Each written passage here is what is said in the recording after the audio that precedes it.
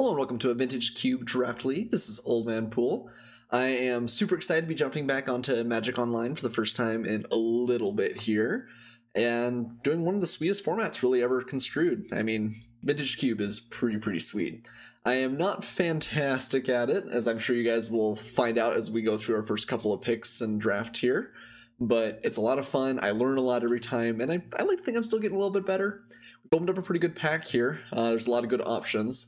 I think Mox Emerald or Mana Crypt are realistically our big picks.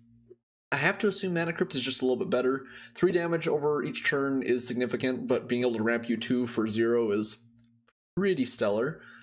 Treachery is also quite good if we're taking one of these non-ramp cards. I don't think anything else is really on that same level, but let's take the Mana Crypt here. Okay, and this pick. Marsh Flats immediately jumps out to me. I think you do want to pick these fetch lands pretty aggressively. There's not too much else here, actually. Garruk Wildspeaker is pretty powerful. But yeah, I mean, other than that, probably just taking Marsh Flats. I guess this is a good opportunity if we have kind of a weak pack for me to thank everybody that's watched the channel. I really do appreciate everyone that likes and comments. It's really been impressive to me to see the community grow, see you guys interact with each other in the comments, answering questions for each other. Like, that really does mean an awful lot to me. Thanks to those of you that have subscribed. That helps other people find me on YouTube and just makes the channel and community ever larger. Thanks so much for all your support. You guys really are the best. You've blown me away over the past couple of weeks, so thanks so much. If you haven't subscribed yet, I definitely recommend you do so. I put out new videos every Tuesday and Saturday. And been doing a lot of sweet limited content. Done a little bit of constructed now as well, but still mostly a limited aficionado. But yeah, let's take Marsh Flats, and I guess we'll get on with the draft here. Okay, so Stoneforge Mystic's tempting. There's also Nahiri, Wormcoil, and Garruk, all of which are pretty good. But Alkan Shackle is also going to be quite nuts, although you really do need to be heavy in blue, and I'm not sure every deck can support that. Stoneforge is quite powerful. I mean, you get this early, drop it down, you can get 1 or 2 good like swords. Really, you're hoping for a Batter Skull, and really can't kind of go off with it. I guess Batter Skull is like the single biggest powerhouse. I think I'm going to take the Stoneforge. I think you can make arguments for a couple different cards, which is one of the best parts of Vintage Cube. A lot of the picks are not necessarily like easily clear, so you guys may disagree with me, and I think a lot of the time there's good arguments for lots of different things here. Out of this pack, we've got Council's Judgment, Arid Mesa, and Lingering Souls probably on the docket. Those are all white and all pretty good. You probably can take Council's Judgment. I really am impressed with this card. It's just the versatility of being able to take out things like True Name Nemesis or like Inkwell Leviathan. There's just a bunch of cards that Council's Judgment answers that pretty much nothing else can.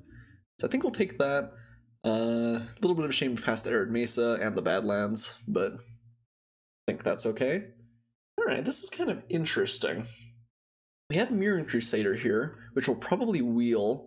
This is maybe good in like an artifacts-heavy like equipment deck, although it's probably just not quite as good as taking something like Rakdos Signet for the early ramp, or maybe even Natural Order.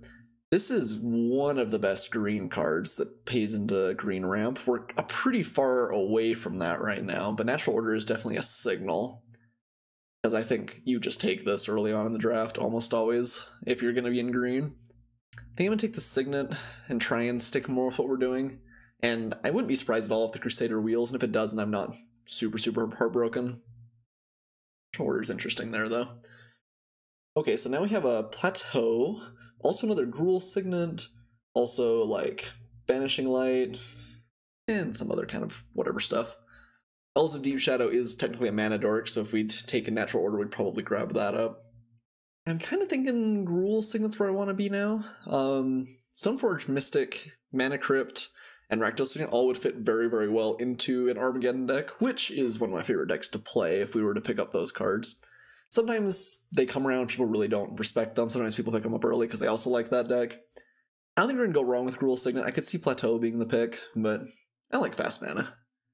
Now what? We have Stormbreath Dragon, which is perennially my nemesis in Cube. I get killed by this card way too often.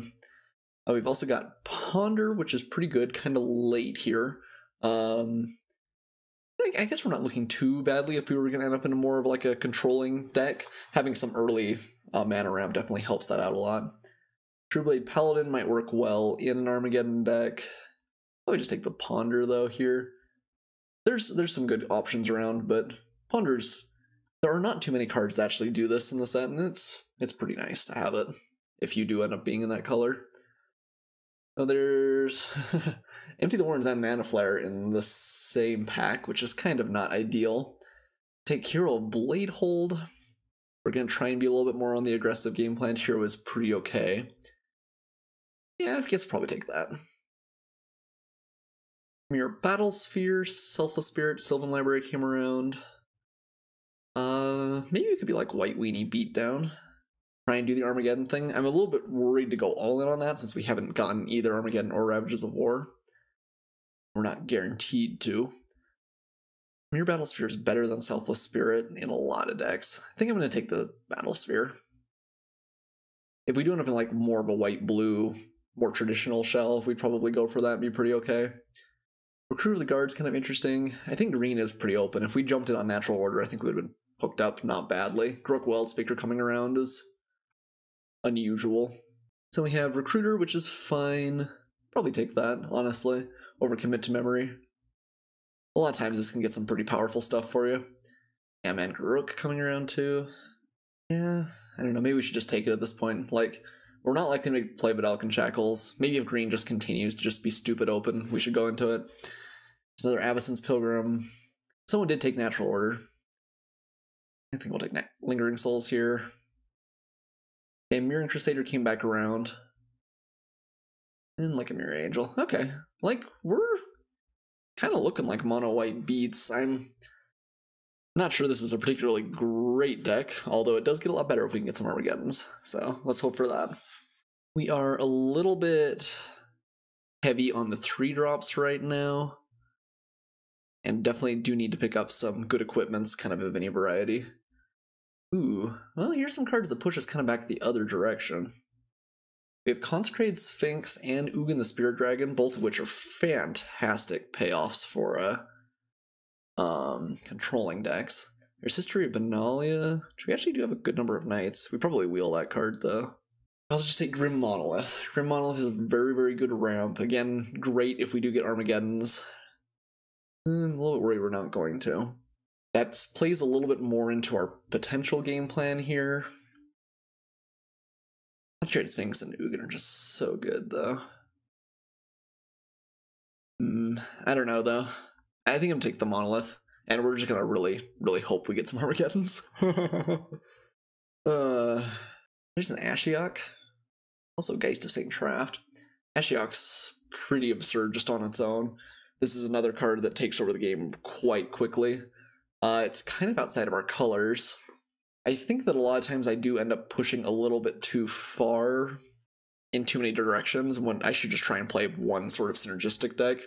So maybe I should just stay on theme and take like a Schadenport here. I don't know. I feel like we're passing some great cards though. For a hope of something that may not even come to pass. So we'll see. This may end up punishing us a fair amount. I'm going to take the Sword of Feast of Famine here. It's definitely not my favorite of the swords, but I think we do want some stuff to go along with Mirror and Crusader and Stoneforge Mystic. So we will take it here for lack of better options so far. Okay, so Sword of War and Peace is definitely a better version. Is it Signet? I think would be a fine pickup, but let's take the Sword of War and Peace here. We're going to have a lot of creatures probably, and having even a couple of swords in the deck isn't going to be the end of the world either. Alright, in this pack we have Thread Dynamo, which I think is actually probably a little bit too high up on the ramp curve, or Fellows, which also does not deserve to be here this late. Hangerback Walker, which is fine. I think pretty good given how much fast mana we have. And like Hallowed Fountain if we want to end up splashing a little bit away from white. There's also Soulfire Grandmaster, but I don't think that card is particularly fantastic. It's fine, it's a 2-drop. We maybe just need 2 drops. I think I'm going to take the Hangerback Walker though. Here we have Crocus, or like Anguished Unmaking, Channel, man. Green, guys. I think that passing things like the Consecrated Sphinx might be correct given how little blue we've actually seen, but the green could have been pretty good. I think we'll just take Caracas. This is actually quite nice as just a like random inclusion. It's a plains, which we're going to be playing anyway, and can bounce a reasonable number of cards in the format. There's Chrome Mox, which is maybe worth considering. Anguish I'm making for removal for a deck that actually doesn't have much removal yet. But I think Caracas is okay. And kind of nothing here. Gataxian Probe. I guess we could just take Inspiring Vantage as a potential splash, but I guess I could take Wildfire. It's bad because it deals damage to creatures, though. And I think we're going to be pretty heavy creature-based. Moat. Well, Moat would be bad for my health. I guess I'll take Sky Marcher Aspirant here. I think we're just going to try and be on the beatdown path, and we need some more early drops.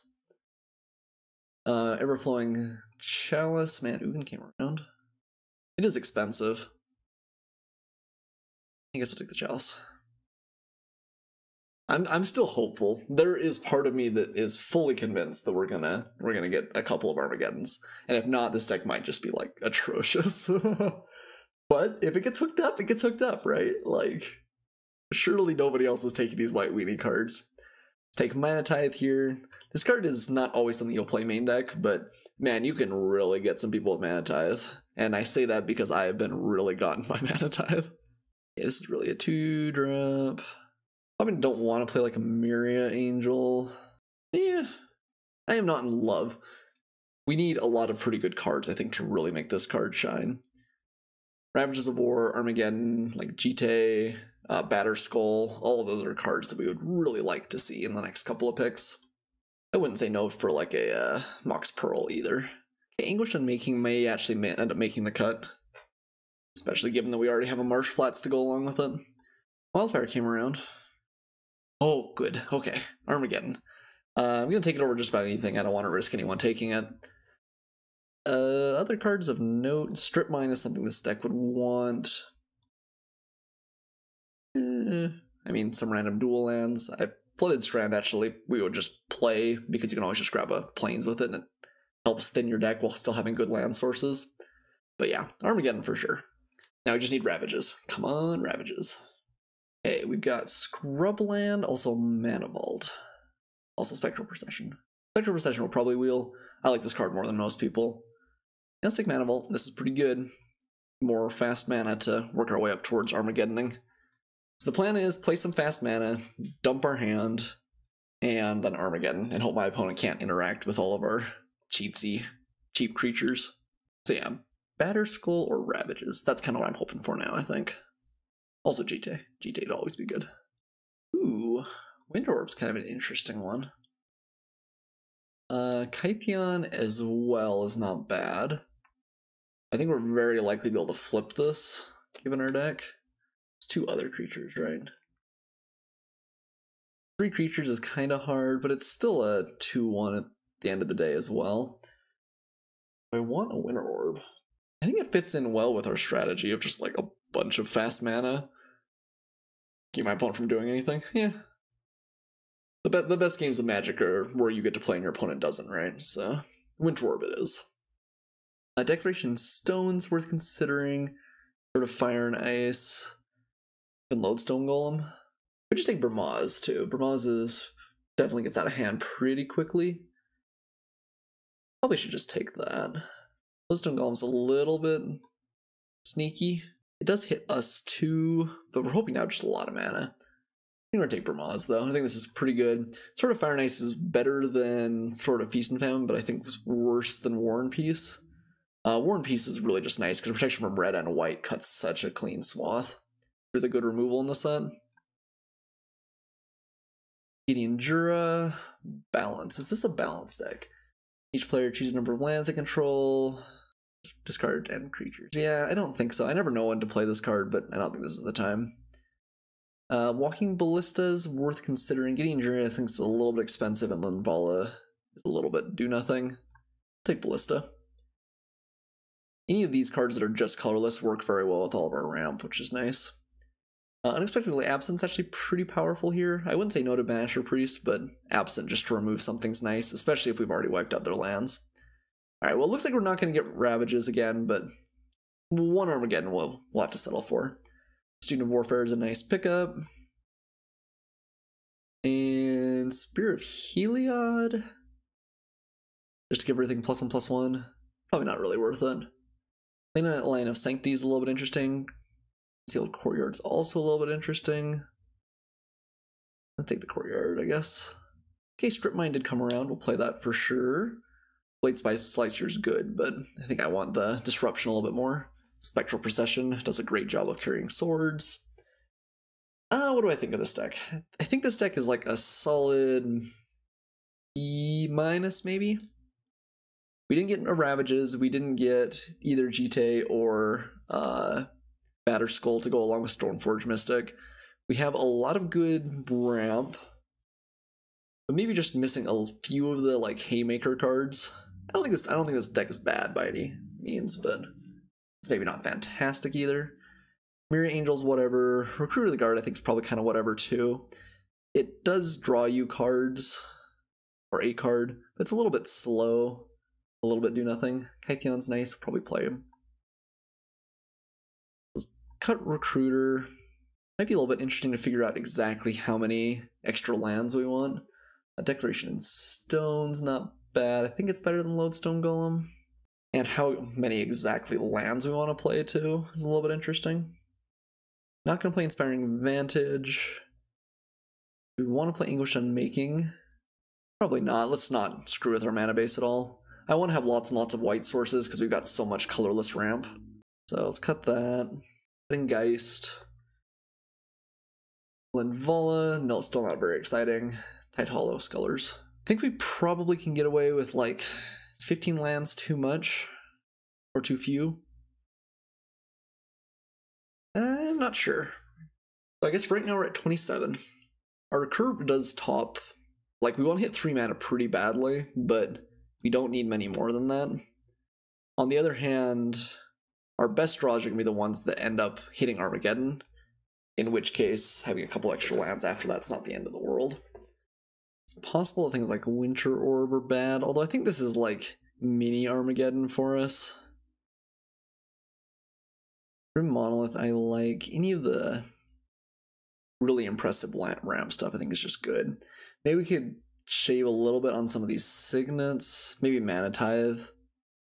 I don't think I'm ever going to be unhappy with Mana Tithe though. I guess Lingering Souls. Well, I guess we do want to play Concealed Courtyard for Lingering Souls. And we'll play 1 Swamp to go and be able to find with the Marsh Flats. For some ever so slight value. I guess Anguish Unmaking May wouldn't be the worst either. Soulfire Grandmaster seems pretty unexciting. It's just a 2/2. I guess so is the Skymarsher Aspirant. Which of these actually are like 4 creatures? Not tons. We may actually be a little bit light on just creatures.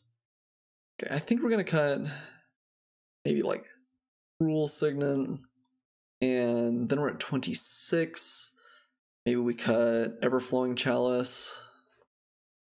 Rakdos Signet giving us black is maybe slightly more advantageous. On the other hand, Everflowing Chalice is much easier to play. And there's always the chance that we get it for 4 or something.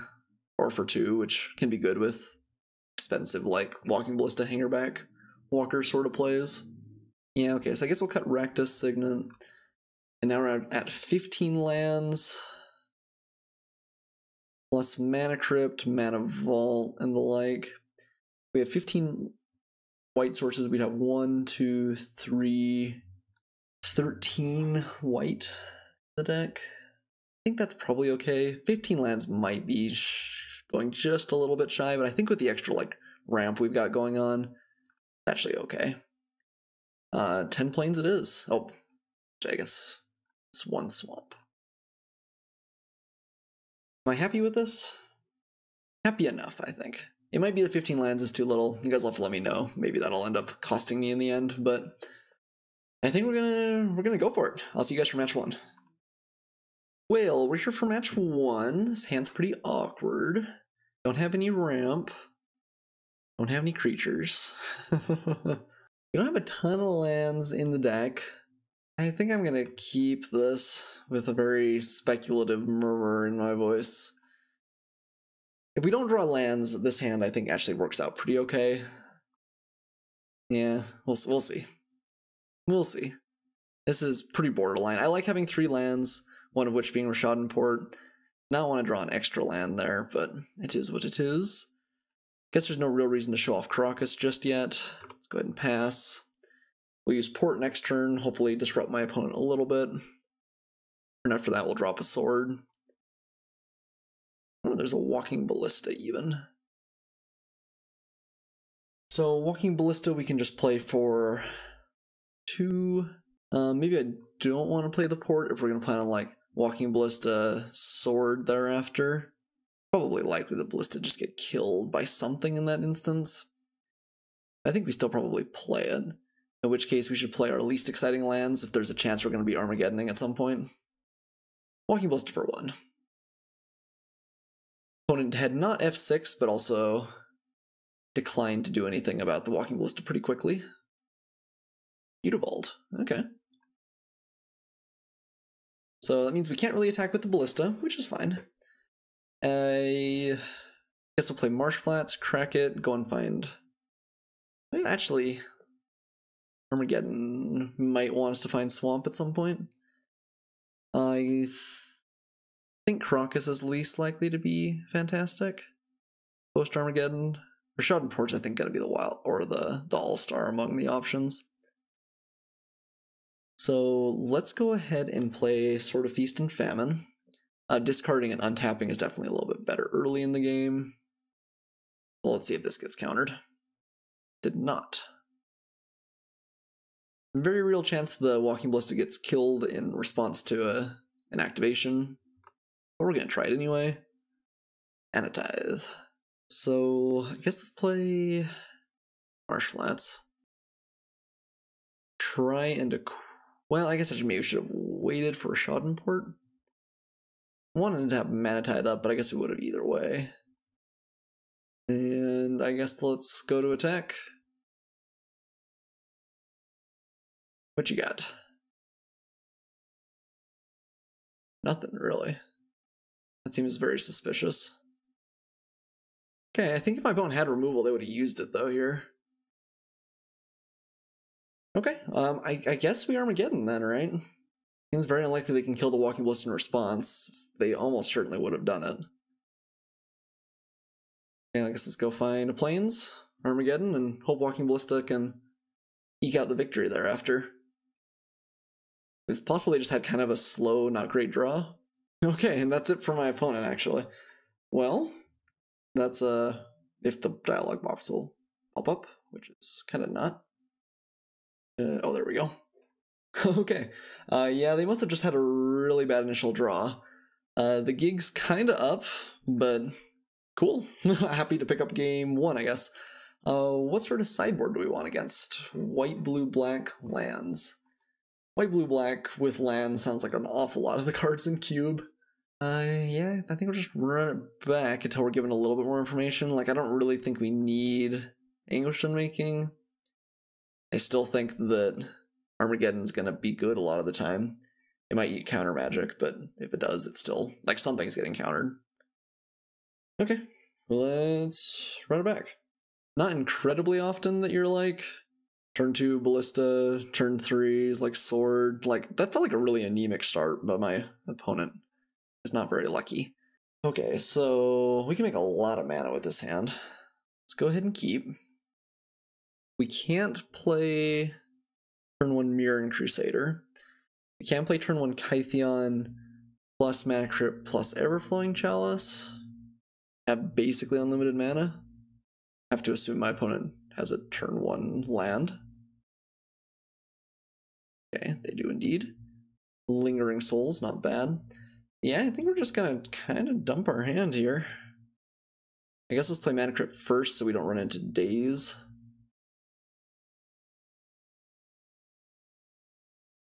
Kytheon and cast Everflowing Chalice with Multi-Kicker just for 1. Yeah.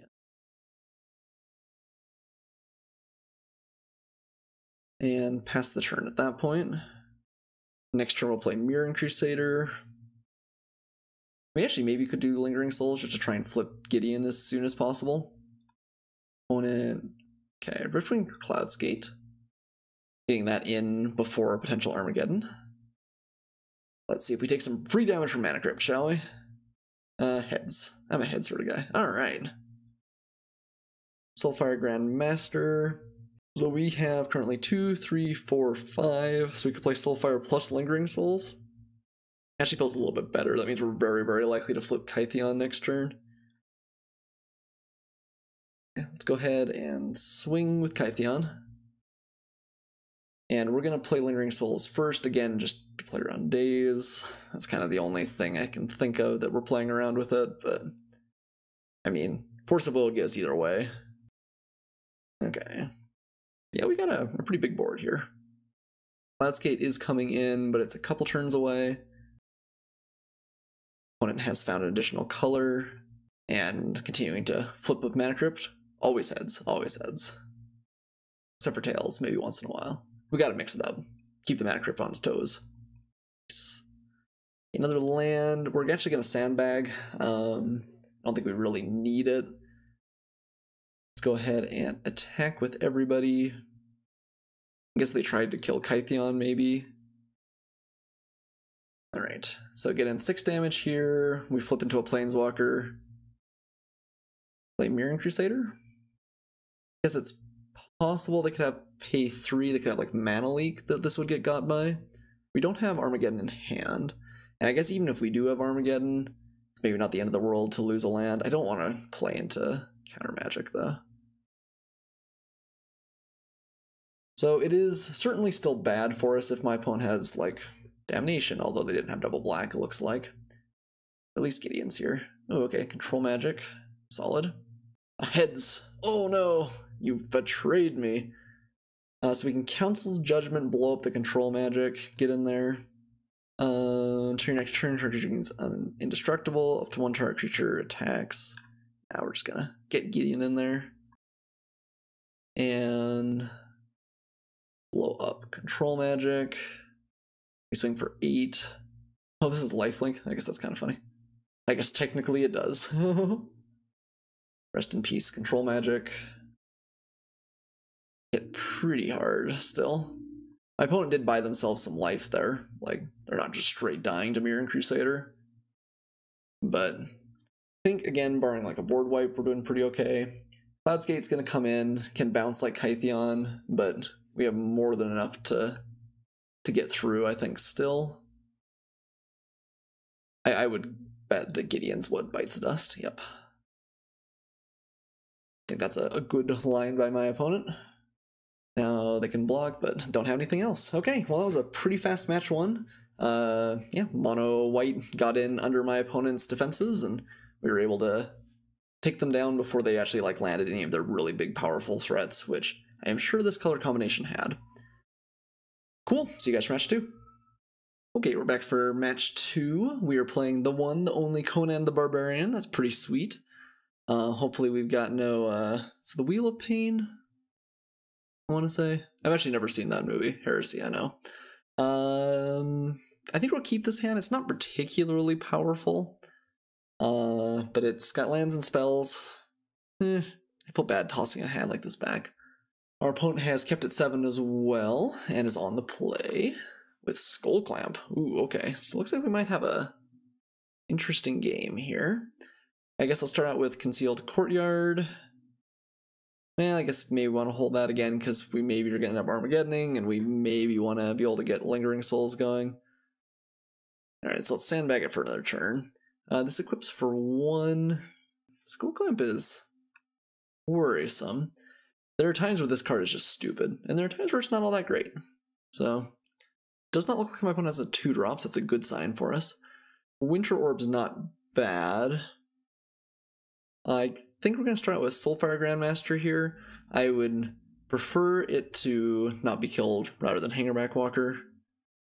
This would have been a pretty good card for us to pick up too, actually, with like Spectral Procession, Hangerback Walker, all the different like ways we can make a bunch of cheap tokens just running around. Flicker Wisp, okay. Just Just gonna pick up a land and put it back down. Fair enough. Does make them a little bit more resilient to Winter Orb, which is not all bad. So if my opponent's plan is to draw a bajillion cards off Skullclamp, that does work a little bit less well if we're pretty proactive. I guess let's play Concealed Courtyard. Probably just Silverblade Paladin. Start going to town. This is a pretty fast curve out. We're going to gain some life, which isn't entirely relevant, but isn't a bad thing either. And this makes this kind of unblockable since I'm pretty sure my opponent wants to equip up the Flicker Wisp here. My opponent taps out in any capacity I'd like to Winter Orb, although Spectral Procession's still eyeing me too. Painful Truths. Interesting. Okay. Looking for a land, I would imagine, is the reason you'd play Painful Truths there. What about a Wasteland? Okay. Sure. Huh. That's like a pretty okay hand turn for me. Wow. Well, I guess you're getting in because they're not blocking. That's fair. Rishadan Port and a Winter Orb. And I just want to play Winter Orb here. Just try and ride these two to victory. Not going to take too much to get that going. I guess Rishadan Port with Winter Orb's not particularly good. We could just Spectral Procession. Try and get going, but what if they have like Damnation or Wrath of God? I think let's Winter Orb. I think that seems fine.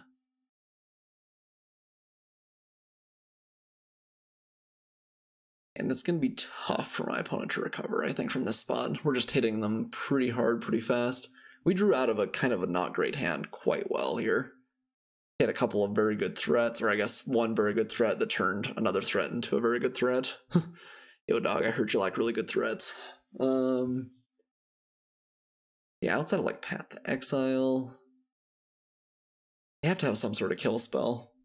They have to enter the Silverblade Paladin realistically. I mean, they could have Doomblade. Like, there's any number of things with 2 mana that they could have. Still getting in. If they're swinging there, still kind of indicates to me they don't. Okay, Skullclamp. Yeah, if they're Skullclamping, then you do that. So probably looking for Path to Exile. Okay, and that is enough. Well, there's gonna be fast games in this match, or with this deck, I suppose. Black-white Skullclamp stuff. That's one disadvantage with killing your opponent so quickly, is you don't know what they're playing. Also, you get to feel bad about being the Dream Crusher that's playing in Vintage Cube. Whenever we'll try and do sweet things, you're just like, 1 drop, 2 drop, kill you.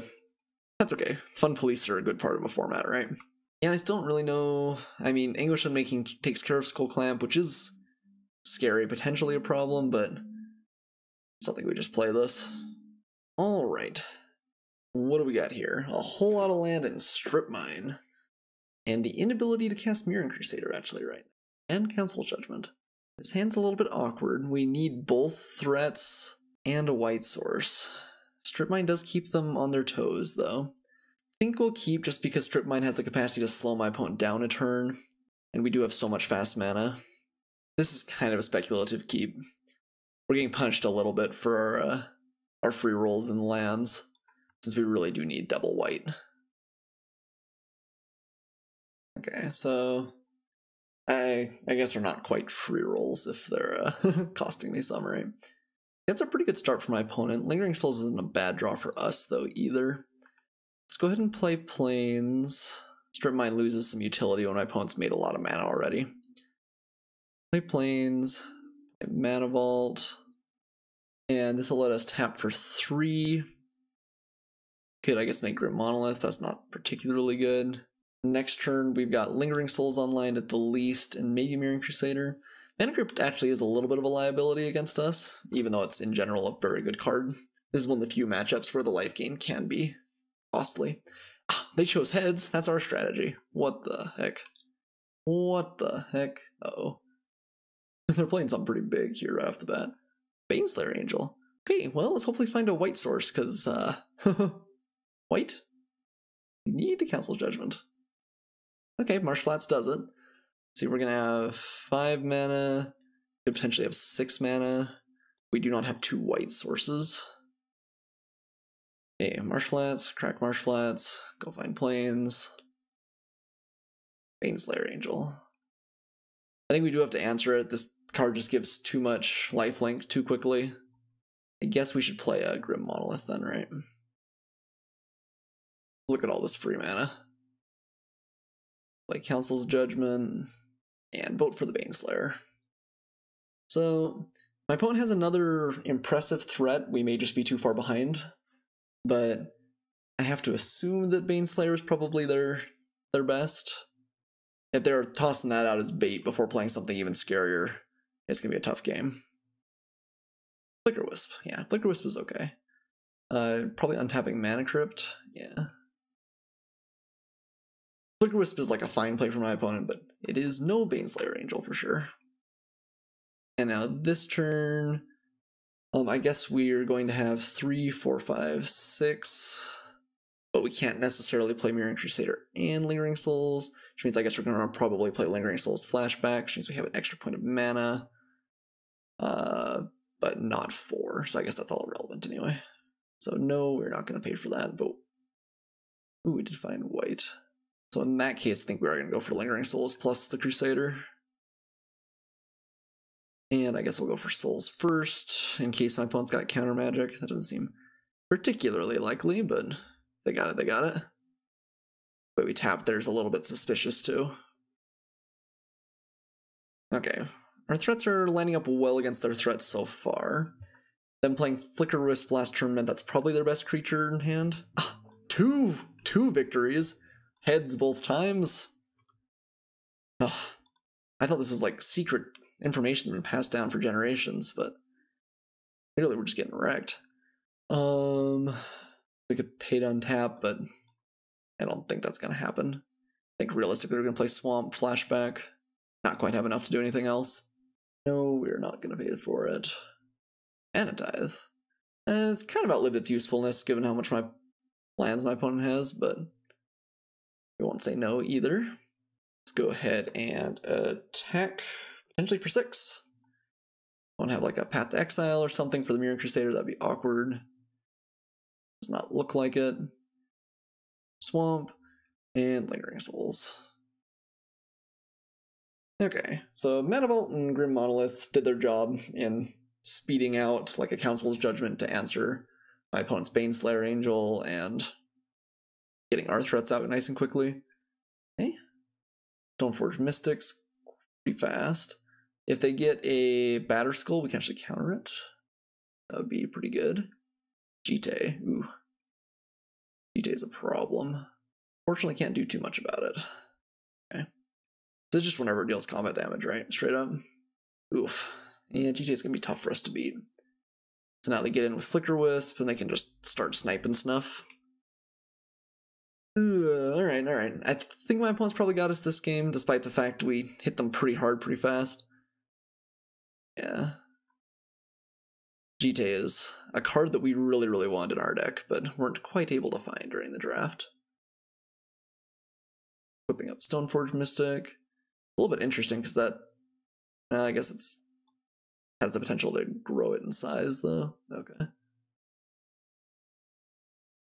Yeah, okay, that's actually not bad. No, we're not going to pay for that. Spectral Procession. So if we swing in with the Mirroring Crusader, my opponent could shrink it by 1. Block, it would take 1. And then, I guess, does Mana Tithing actually do or Strip Mining actually do very much? Mana Tithe might be better to keep up. Still confused, is this good attack? If we attack with the Mirroring Crusader, my opponent blocks, that means the spirits get in for 4. They shrink it once, kill off a spirit, they probably trade. I guess they take 3 down to 5. I think we still do swing with the Crusader, just because it's going to eat some tokens. Although I guess they could just increase up in size, deal damage, and then...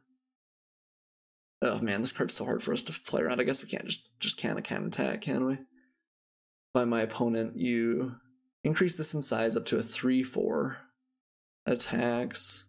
You ping a spirit and you trade. And you can put 2 more counters on the Jite. And then once you got 2 more counters on the Jite, you can snipe a couple more spirits.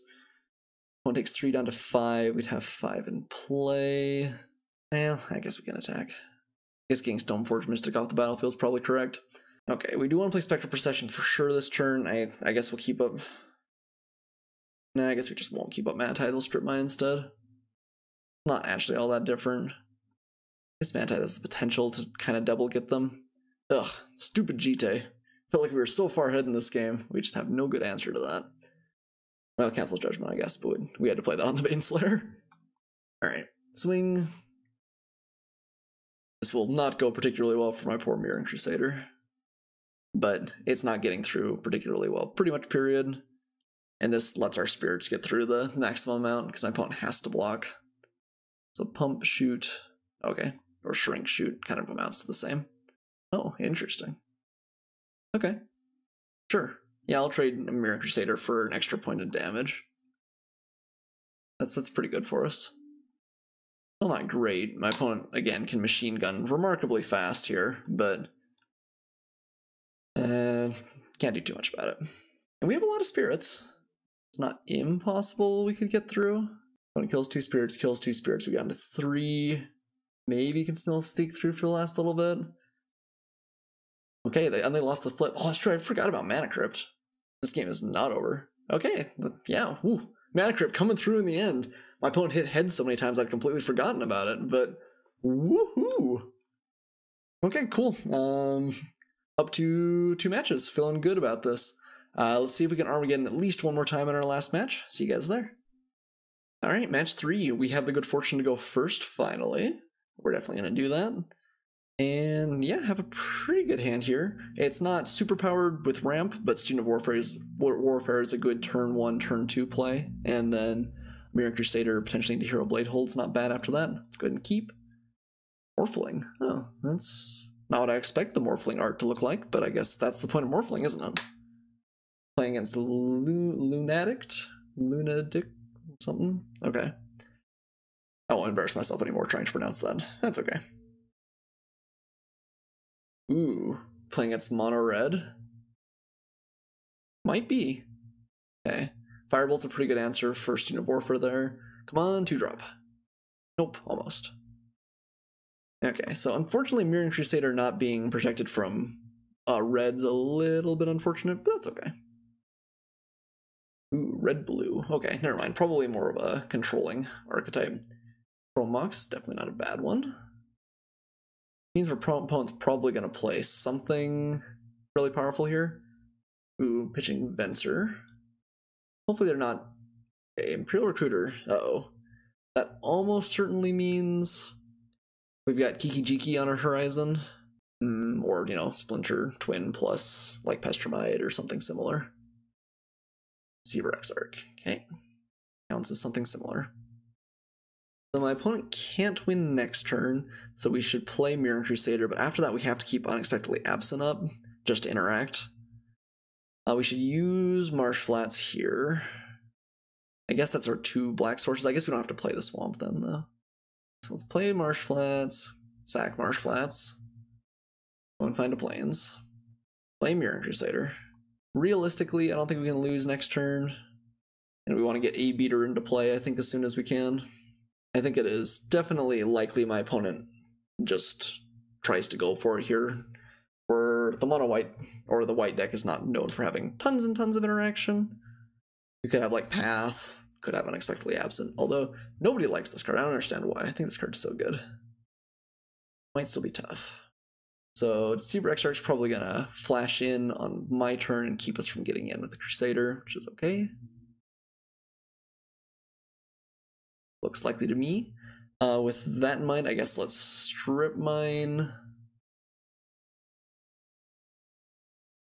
and blow up the mountain. I think that'll prompt my opponent to flash in the Exarch, although... Okay, leaving up Island. Fair enough. Ooh, untapping the mountain? Oh no, okay.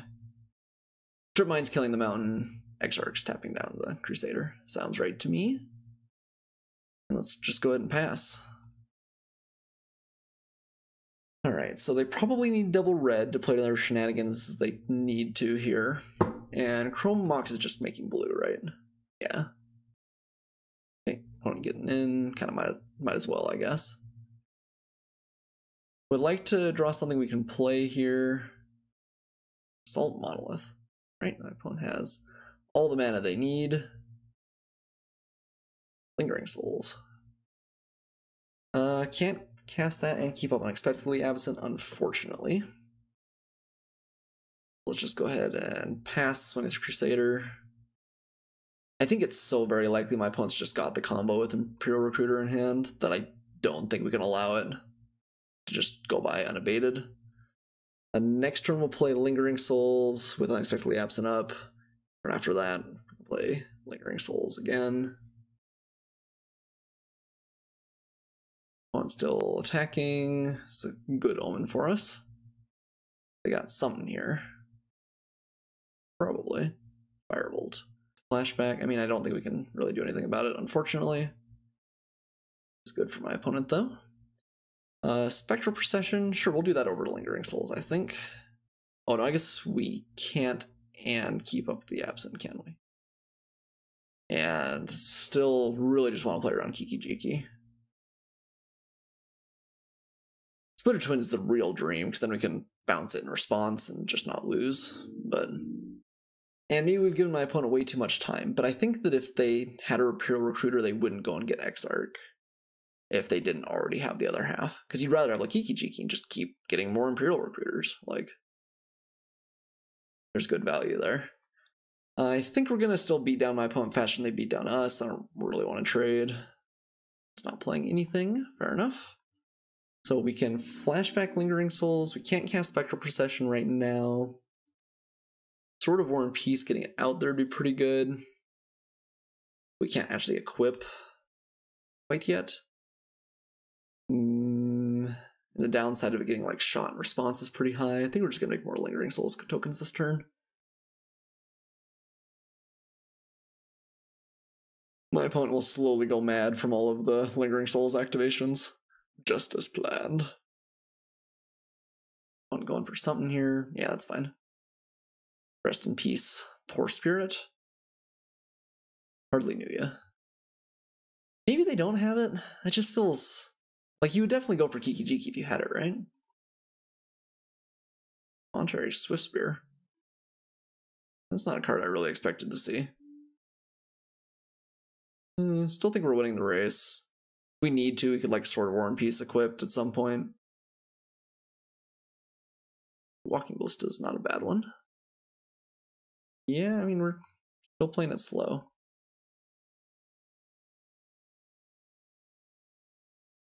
One goes down to 11.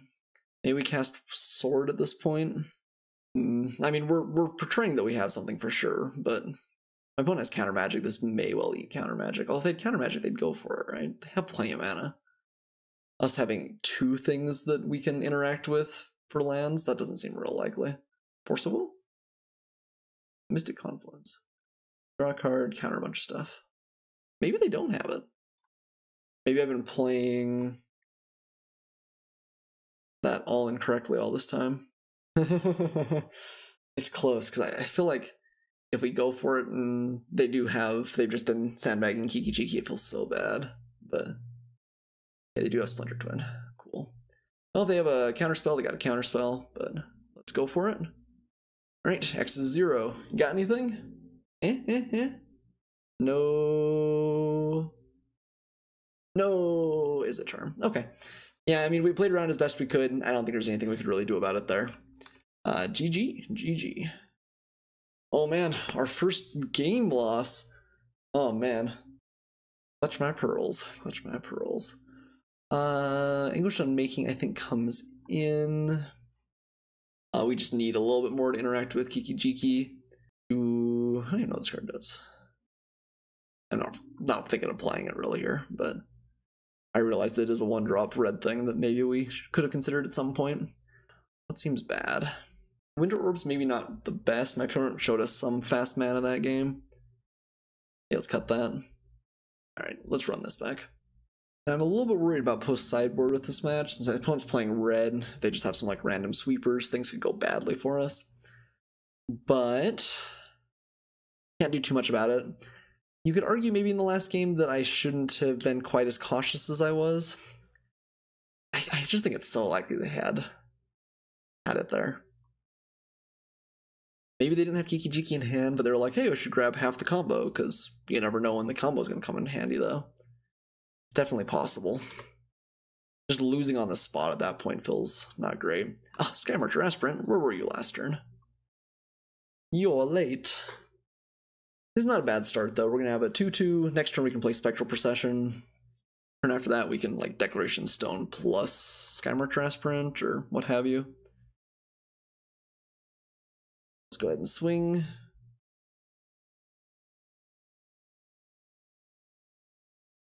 Plus, we get to gain 2 life. And that matters an awful lot when their opponent's going to make an infinite number of attackers, let me tell you. Also, Spectral Procession has lifelink. Fortunately, the Spirits don't, but the spell does. What a weird card. It feels like it's got to be breaking some rules or something, but I guess lifelink just is only pertinent if it actually deals damage. I guess that makes sense.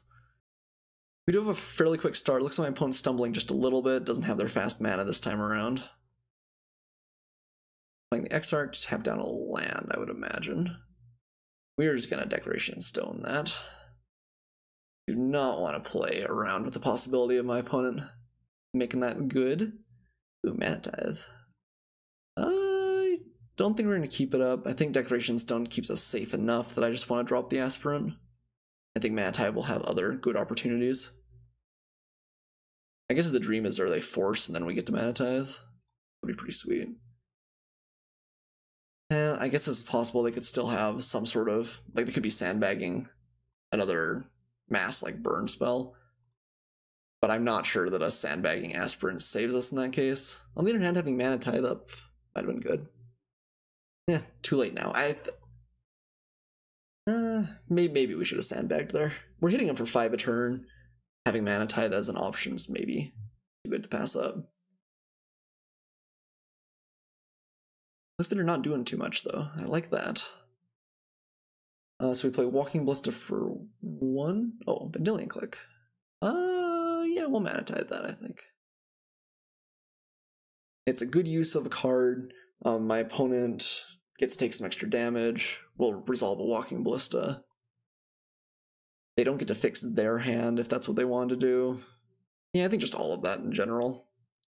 Gain through for a little bit of extra points of damage, Mana Tithe, all those good stuff. Still a little bit terrified of like a Whip Flare. On the other hand, I want to play around a removal spell, because if they have just one removal spell, they could get us. Hopefully they don't have anything. The City's Blessing. This is legit the first time I've ever gotten the City Blessing in Cube. It may be the last time. My opponent is not just slamming cards. Okay, nice. They're activating Clue. I think we probably got him. Okay. Mana Crypt. Doesn't do too much at this point. I guess we should maybe play it and then keep up Unexpectedly Absent, but let's just put a counter on Walking Ballista. There's just not really a loss in playing it there. What you got? Anything? Alright, that is enough. 1-1. Our opponent gets to go first the next game, though. Don't like that. I wonder if we're pushing our mana too far. Keep taking English Unmaking. We only have 3 things that go with it. Maybe we could put an Rakdos Signet. Take out Everflowing Chalice. I really do want more interaction against the Kiki-Jiki draw, although maybe we should just say, hey, we gotta be fast enough, it's not gonna matter anyway. I think this is okay. You can also make an argument for bringing back in their Orb. Or taking out Mana Tithe since we got it with him. Got him with it last game a little bit. Alright. Oof. Wow, this hand's not very good, is it? Stoneforge Mystic enters. If it dies, we are so far behind. So many lands. We only have 10 more lands in the deck. It's only like a 1/3 chance. It's good if we find Armageddon. Man, if we keep this hand, though, is there just like any hand that we wouldn't keep? Stoneforge Mystic's really good, though. Oh my goodness, I can't believe that. Something came over me. I clicked keep. It was all a blind blur. No one knows what happened. Trust me, it was all a blind blur. I cannot be responsible for what happens this game. Especially if that means we lose. If we win, obviously it was me, and it was all genius. But if we lose, no way. Yeah, my opponent could just have so much, though. They have like Counterspell or something next turn. Unexpectedly Absent wasn't a land. Kudos to that. We like non-land cards. Not quite as good as a creature, but not a land. Abbot of Carroll Keep. Okay, that's probably actually just a defensive nod at our deck. Wandering Funeral, getting exiled. Ruckus, huh? Play our Stoneforge Mystic. My opponent will be relieved that all we've got to get with this is a... I guess we probably want protection from red, don't we? So War and Peace it is. Yes, we would like to use the ability. Feast and Famine is actually probably a little bit better for the activated ability, but for protection from red seems nice. Okay, let's pass. Next turn, we could play Rakdos Signet, drop the Stoneforge, or drop the Sword of War and Peace into play, so I guess that's probably the plan. Unless we find something else good that we'd like to do instead. Don't like how soft we are to Kiki-Jiki right now. And we'll take this, that's fine. Our life total almost never matters in these matchups. We did have that one game where we were racing and it ended up being pretty close, I guess. Most of the time we're just going to be able to outrace, and if we're not outracing, we're probably in trouble on a bunch of levels. Seaver Exarch. Fair enough. Gonna come in and tap down Mystic, maybe? Either way, it's actually a little bit bad for me, because it means we can't necessarily play the Rakdos Signet. Guess that's okay, though. Let's drop the Sword of War and Peace into play. Yep, you got me. And again, if they have like Splinter Twin next turn, well, I guess that's true. We did play right into the Twin, didn't we? Well, oh well. They got it. They got it. And they get kudos for convincing us to try and use our mana efficiently. We could have Path to Exile. You don't know. Swords to Plowshares. Are you really that brave? Ah, you're not that brave. Whew. Okay. That was close. It would have been bad if they were that brave and had it. So I think we're going to play like they don't have it in that case, which means we should try and equip up the Stoneforge Mystic. It's probably going to fail, but that's okay. By that argument, we have 4 mana. We could play Rakdos Signet this turn, as opposed to getting extra tokens on the Student of Warfare. Probably not the worst. If this successfully equips, it's quite good. I don't think it's real likely that it does successfully equip, but I don't think we don't try for it either. They gotta have, like, Is It Charm or Electrolyze or something here. No, they don't. That is a surprise. Huh. Oh, we should have attacked before I played the land. That was a misplay. Getting 1 extra point of damage in, or 1 extra point of life gain is kind of a free roll there. They have bounce or something now? Fencer. Okay. That counts as bounce. Okay, yeah, good value there for my opponent. Fair enough, fair enough. Rest in peace, sweet Stoneforge. Rest in peace. That's a pretty good tempo play. Student of Warfare will still turn to a problem if my opponent doesn't have another answer next turn, but that was a good tempo play. And again, if they've just got like Kiki-Jiki or something, we can't really beat it here. Chrome Mox is a good sign. Anytime my opponent's not just slamming a card on our empty board is a good sign for us. So my opponent paused earlier probably because they were thinking about using Venture in response, but they didn't actually need to. That doesn't necessarily mean they have a burn spell. Oops. My opponent did not exile anything with Chrome Mox. Why would you play it? Is there any reason? I can't think of a reason. That doesn't mean there isn't a reason. The fact they swung with everything means that Sword of War and Peace probably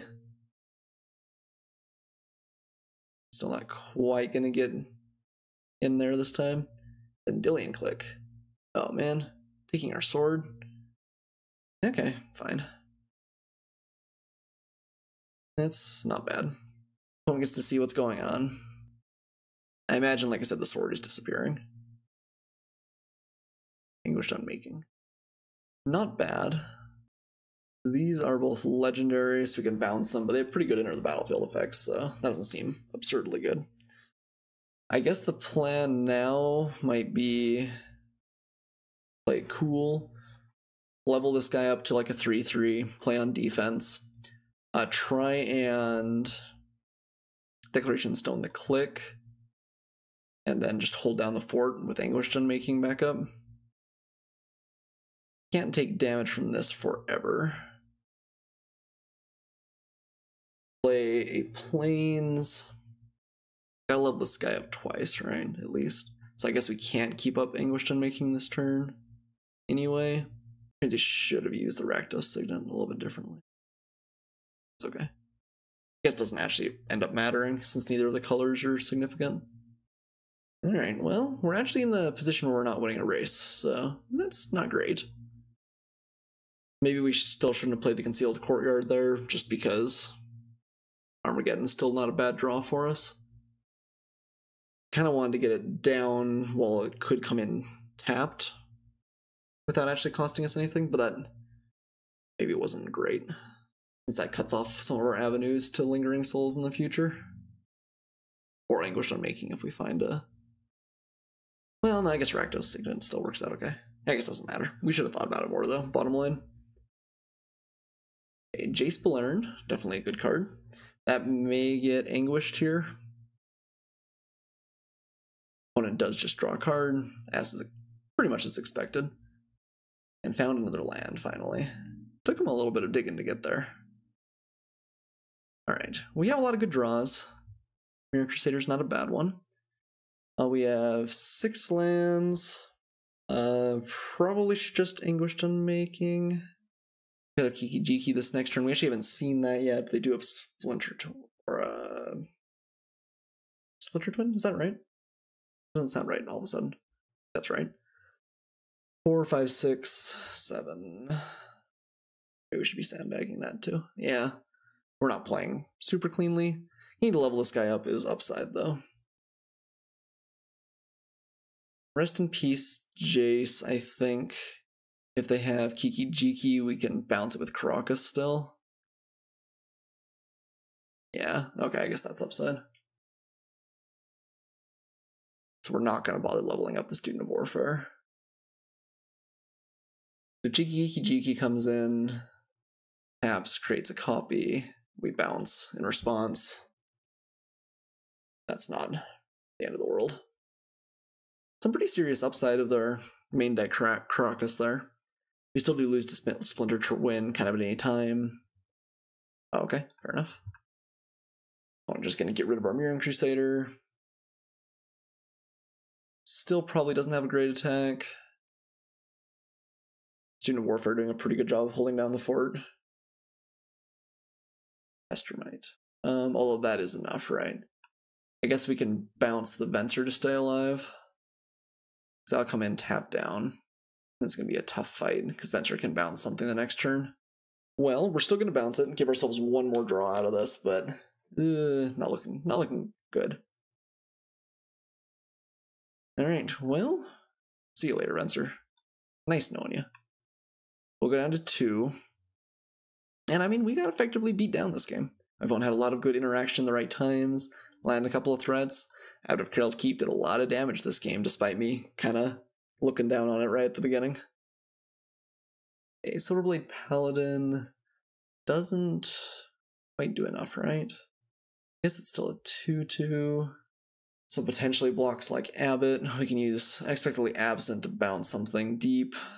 No reason not to keep playing here, I guess is the best way of looking at this.